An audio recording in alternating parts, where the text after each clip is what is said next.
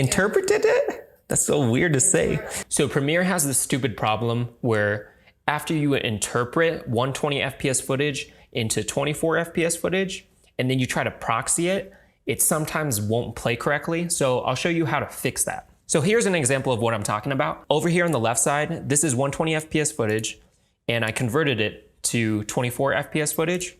Right click, modify, interpret footage, and then we hit assume this frame rate, 23.976. So now we have our video on our timeline. It plays fine. So you right click, hit proxy, create proxies. Just to clarify, we're not showing you how to proxy footage exactly. It's just to fix this problem when you're proxying 120 FPS footage. Cool, so we proxied our footage, right? So now you expect it to play correctly, but when you go and play it, it starts to do weird things. Like, for example, the timeline is playing, but he's stuck in the corner of that screen. So let's figure out how to fix that.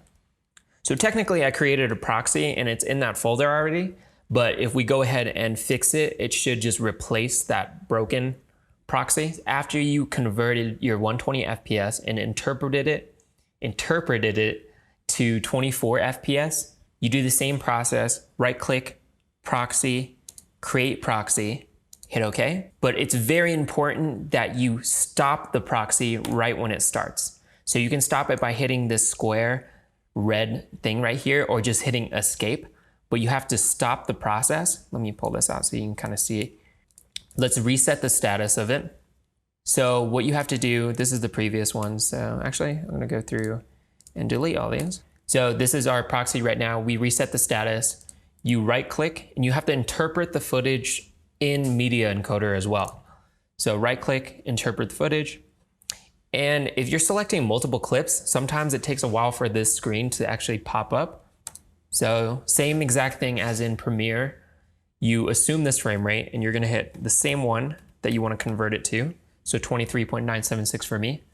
You're gonna hit OK.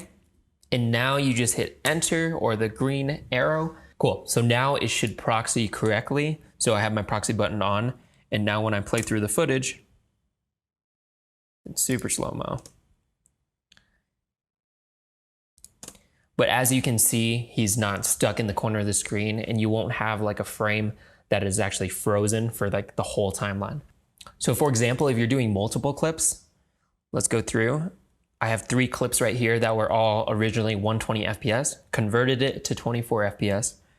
You select all of them, right click, and we're gonna create proxies. So these are loading in, and right before the first one starts, you have to hit escape and stop the process. Go through, you're gonna reset the status of the first clip so that they're all ready again. And then you're gonna hold shift, select all of the clips, and make sure you're clicking right here. I made the mistake of right clicking in this area right here, but you have to right click where the title of the clip is. And you do the same thing, interpret footage. And that screen might take a while for it to pop up. Assume this frame rate, hit 23.976. And depending on how many clips you have, hitting OK right here will also take a while as well. Sweet, so now that is all interpreted, and then you just hit enter to create proxies for all of those, and then you should be set. And just so you know, it doesn't matter if you right click and proxy these when it says 120 FPS, and in media encoder, you interpret it as 24 FPS, and come back and change it. It doesn't matter the order, but for me, it's a lot easier to change it to 24 FPS first within Premiere and then change it within 24 FPS within Media Encoder. When I have 120 FPS footage, I put it in a folder that says 120 FPS because after you convert it, you don't know if it was originally a 120 FPS clip or not.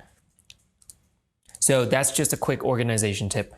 Now, after you've converted everything, if I throw all these clips in the timeline, and I have the proxy button on, these clips should now be playing pretty smoothly. Yeah, we just... Oh, he doesn't even move in this clip. That was a bad one to choose. Cool, thank you guys for watching. Hopefully that helped you out. If it did, please leave me a like below. That would help me out if it helped you out. Other than that, thank you for watching, and I'll see you guys in the next video.